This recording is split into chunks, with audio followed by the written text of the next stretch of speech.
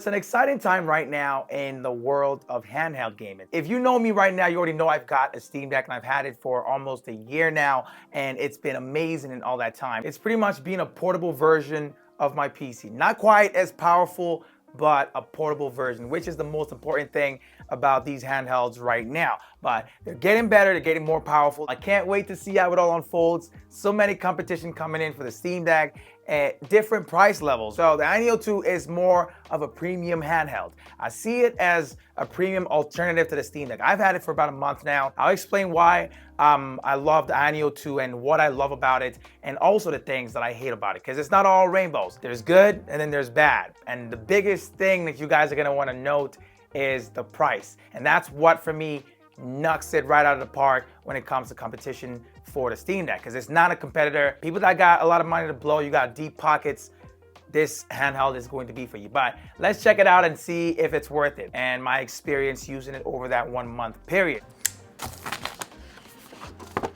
The first things that I got out of the box were some manuals and the warranty information. Then there was the Ayaneo 2 console in Sky White sitting right below that. There's also a Starry Black option for anyone who may be wondering. At the bottom of the box, there was also a power block and a detachable USB-C cable for charging the device. There was also some USB-C adapters, 3 power converters for international use cases, and some replacement covers for the side if you ever decide to open up the console. There was also a little piece in the box for prying open a device whenever you plan on opening it up. I decided not to pick up any additional accessories, but the option is always there if you don't mind the additional costs. Now let's quickly go over the specs of the model that I picked up, because there's a few options being offered by Ayaneo and they all come in at different prices. I went for the top tier model, which comes equipped with an AMD Ryzen 7 6800U GPU, 32 grams of RAM, and 2 terabytes of SSD storage. Currently, this configuration is one of the most powerful on the handheld market. Something to note is that the 32 gigabytes of RAM is a little overkill, especially if you're planning on only gaming, as the GPU will bottleneck the system before even using up the RAM memory. If you plan on doing some RAM intensive work, like maybe mixing in some productivity on the handheld, then you'll love the extra RAM for those times when you need it. The first thing I noticed when I first picked up the console out of the box was the weight, and it's only slightly less than that of the Steam Deck. The Ayaneo 2 definitely felt like a premium device from the get-go, and it also has a really nice shape and size for a handheld. The front side is really smooth to the touch, and the grips on the back of the console have some sort of pillow style design, which makes using the console much easier. Unfortunately, it did not come with any heat padding around that area, so playing while the console is hot could be an issue, which can happen after, playing non-stop for a while. As for all the I/O ports on the Ayaneo 2, there's a decent amount, and they come in very handy. In fact, it's one of my favorite things about having the console. The first thing that I noticed was that the Ayaneo 2 comes equipped with 3 USB-C ports in total. 2 of them are high quality USB 4.0 ports, which can handle power and data transfer. And the last one is a USB 3.2 port, which can handle fast data transfer but no charging capability.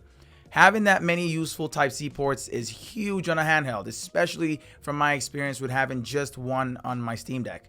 You can also connect an external GPU for more power using those USB 4 ports, which expands usability of the Ayaneo 2. Although I've yet to try this out, I definitely plan on doing so at some point. For comparison, the single USB-C port on the Steam Deck is a Gen 2 USB 3.2 that does both charging and data transfer. I mean, it's great, but it definitely limits how much you can connect to it at the same time through USB-C, and also does not support connecting an eGPU. One of the best things about having multiple USB-C ports on a gaming handheld is that it makes it possible to charge and also use other USB-C devices at the same time without a need for a USB-C hub. This is huge for portability. The fact that there's a USB-C that can charge the Ayaneo 2 from the top or bottom is also something that I really like about its design. At the bottom, there's also an AUX jack for wired headsets, similar to the Steam Deck, which has its own on the top. I never use wired audio devices with my handheld, so this barely gets any use for me. The console comes equipped with 2 active cooling fans, 1 inlet on the rear and 1 outlet on top of the console. There's also 2 smaller vents on the backside for passive cooling. The fans can be controlled using custom settings or presets for different playstyles. Something to note is that the fans get louder the more the fans work, which is pretty much obvious. Personally, I'll say it gets pretty close to being as loud as the Steam Deck at its top fan speeds, maybe even louder. One of the most important parts of any gaming handheld is the display. The Steam Deck comes equipped with a maximum 800p 60Hz screen. This is actually solid for it since the custom APU wouldn't have enough power to push higher resolutions without taking a serious hit in frame rates for those AAA games, which nobody wants. The Ayaneo 2 on the other hand comes equipped with a maximum 1200p 60Hz screen, and this means that games will look more visually appealing on it. It also means that the display on the Ayaneo 2 will require more juice from its processors and the battery. Both consoles also come with a 7-inch touchscreen that functions well enough for when needed. It's also got something I've always wanted on the Steam Deck: zero bezels around its screen, which is huge when it comes to the aesthetics on a handheld. Having thick borders on a pretty big handheld like the Steam Deck has always been a bit of an inconvenience for me, so yeah, it's a welcome addition for sure. One more thing of note is that there's a thin glass piece that's been layered above the screen and the entire top surface, which is what makes it smooth to the touch. Besides that, it also provides a scratch and impact resistant front surface, and personally, I feel like it helps to finish up that premium look and feel of the device. Both the Ayaneo 2 and the Steam Deck borrow from the Xbox controller's layout. The main differences between the two of them is the position and the type of thumbsticks installed, as well as the fact that the Ayaneo 2 has no touchpads or back grip buttons. Some people might not care about having those, but I'm sure there's others out there that do. For me, I find that I don't use the touchpad or the back grip buttons as much on my Steam Deck, so it doesn't really bother me. The Ayaneo 2 uses Hall sensor joysticks and triggers, which means they're more reliable and a lot less likely to drift or even have dead zones. The thumbsticks are also sporting some customizable LED backlights, although using them will come at the cost of a reduced battery life. Besides that, the Ayaneo 2 has all the usual controls you'll find on a controller or other similar handhelds. There's a D-pad, a Windows and a menu button on the bottom left, an Aya and a completely customizable button on the bottom right, which initially seems to act like a button for minimizing an application. There's also ABXY buttons, your usual R1, R2, L1, and L2 trigger buttons as well. And then there's two customizable shoulder buttons labeled LC and RC on the top. Lastly, there's volume controls and a button for power, which also acts as a fingerprint scanner. Now, the power button works great for turning the device on and off, but it can be really inconsistent when it comes to putting the device in and out of sleep mode. Ayaneo says it's supposed to be a one-touch sign-in with it, but it's absolutely nothing like that from my experience. It works as a scanner, just not in the way it was described as a quick way to jump back into your gameplay session. The Aya button provides quick access to a lot of useful tools for customization and managing the device as a whole. Pressing the button pulls up a menu that will bring up CPU, GPU, and RAM stats. Allows you to adjust the fan speed, screen resolution, volume brightness, and a lot more. You can also check on the battery level from this menu, as well as access certain tools or applications fast. You can fine-tune settings like joystick sensitivity and vibration intensity using the master controller, which also allows for button customizations. There's also gyroscope aim assist with the Ayaneo 2 for anyone who enjoys using that for FPS games, although I didn't test that out during my time with it. The LC and RC buttons are fully customizable, but by default, I noticed that LC pulls up the on-screen keyboard and RC gets you on your way to shutting down the console. The device comes with some decent built-in speakers, which work well enough when I'm not looking to block the entire world out with earbuds or a headset. I'd suggest using some wireless or wired alternative if you're looking for that next level audio to get you really immersed. There's two little speakers underneath the console on both corners. There's also a couple of mics, with one at the top and the other at the bottom. The Ayaneo 2 comes equipped with Windows 11, which makes it function pretty much like any laptop or desktop PC with Windows installed. If you've got any experience with gaming on a Windows PC, you'll understand me when I say Windows on a handheld is not the most user-friendly.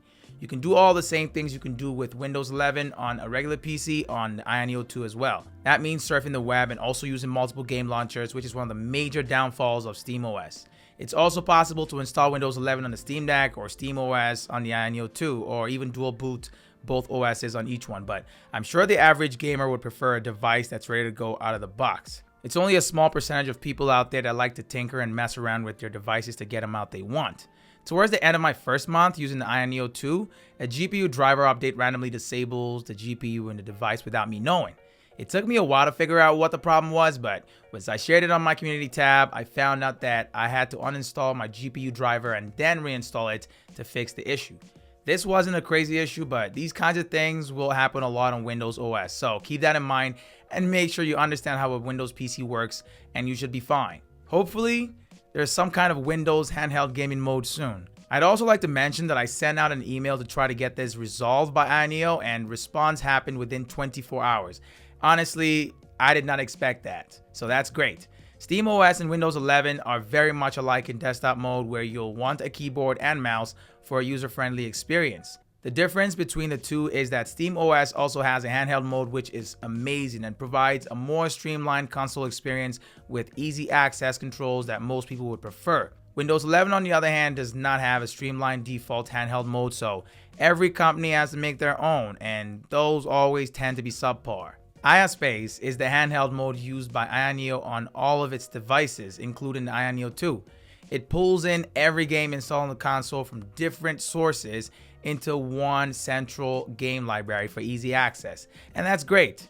I find that it works okay, but it's definitely nothing to brag about and could use a lot more work. I'm talking about a lot of work. There's issues with English localization, crashes, controllers disconnecting, and other bugs that need to get ironed out. You might have to learn a new language as well to set the console back to English the first time you boot and update the game launcher, which I had to do. There's 3 tabs which can be cycled through using the touchscreen or the trigger buttons. First, we've got Home, which displays recently played games on the left side, and a quick assistant menu with various device management controls on the right side. The second tab displays every game installed on the console in a grid style. You can edit how many games are displayed on each line, use filters to find games, and add games manually in case the automatic search misses any. The Game Assistant tab is the last one, and it provides a lot of information about the devices, as well as device management tools for setting up things like the controller or customizing the Aya Quick Tools menu. Windows 11 on the Ayaneo 2 also means access to a lot more games and game launchers. You can download games from Steam, Game Pass, Epic, or any other game launcher that can be installed on Windows 11. For me, I've got all my game purchases on Steam, but I also have an Xbox Game Pass subscription, which I now use on the device. I'm still debating just setting up dual boot for SteamOS and Windows, but I don't know if it's really worth it. Xbox Cloud Gaming is the only form of game streaming I tried out during my first month with the device. It provides access to a bunch of games I can also access on my Series X as well as my PC. What I'm saying is there's a lot of games to pick from and different ways to access them with Windows 11 on the Ayaneo 2. The Ayaneo 2 is a lot more powerful as well in comparison to the Steam Deck, but you gotta pay for that power. So I see both devices appealing to different sets of people. The Steam Deck will let you play a ton of AAA games with low to medium settings most of the time, which is great, but the Ayaneo 2 has almost twice the amount of power as the Steam Deck, so it takes it further, handling even more AAA games the Steam Deck might struggle with at medium to high settings. During my time, I was able to play all the same games I play on my Steam Deck on the Ayaneo 2, but at better resolutions or frame rates, and sometimes even both. Playing games that have been installed locally on the Ayaneo 2 is great and works well, but I also found that cloud gaming works better on the device than it does on the Steam Deck when using Wi-Fi. Ayaneo 2 comes equipped with Wi-Fi 6 versus the Wi-Fi 5 on the Steam Deck. As you already know, I picked up the top model, which comes equipped with an onboard storage of 2 terabytes, but the cost of the device can be reduced by going for a smaller storage configuration and then either upgrading later or adding a micro SD card to the easy access slot on the bottom of the console. One thing I love about the Ayaneo 2 is that it uses the affordable M.2 2280 drives, which is a lot cheaper and easier to come by than the 2230 drives you need to upgrade the Steam Deck. You can also increase the built-in storage capacity on the Ayaneo 2 up to a maximum of 8 terabytes just because of that. I don't know if I'll ever do that, but if I ever decide to open up the console, I just might. As with other portable devices like this, the battery life isn't really worth writing home about. It's pretty similar to the Steam Deck in how fast the battery drains, or maybe even a bit worse. And with Windows, you've probably got a lot of background applications running that could add to how fast the battery is being drained.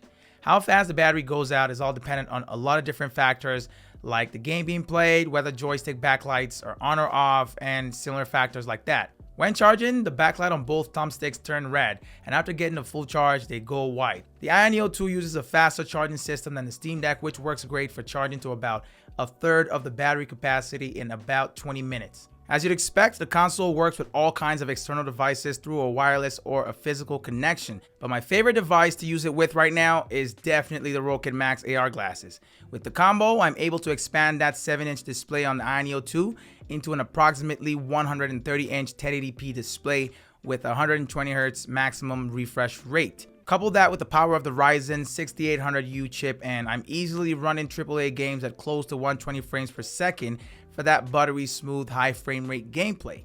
The availability of multiple USB-C ports on the Ayaneo 2 is also a huge plus for charging while gaming with the combo. This has always been an issue with the Steam Deck, where you'll need to find a separate adapter that works just to do the same thing. The small form factor of the Ayaneo 2 also makes it easy to just play using the console as your controller for a truly portable setup. At the end of the day, it all comes down to how much you're willing to spend on a gaming handheld and what features you're also willing to settle for. I think the Steam Deck is perfect for anyone with a tight budget who just wants the ability to take their gaming on the road. If you've got a much higher budget and you want a device with more power that can do a lot more than just game, then the Ayaneo 2 might be worth checking out, or maybe you'll get what you want for less with the ROG Ally, which is supposed to be coming out very soon here. If you can look past the negatives of the Ayaneo 2, like software issues, the inconsistency, system crashes, zero touchpads, and no back grips, then I think that having a nicer screen with a higher resolution, a more powerful GPU, and more connectivity options could be compelling reasons to check it out. The Steam Deck still works a lot more consistently from my experience so far, but I've also had some issues with SteamOS in the past, but definitely nothing like what I've experienced with Windows 11. Anyway, that's the Ayaneo 2 and everything I experienced using it over the past month. Let me know if you have any questions about it down in the comment section, but as you already know, this is Tommy, and I'll catch you all in my next video.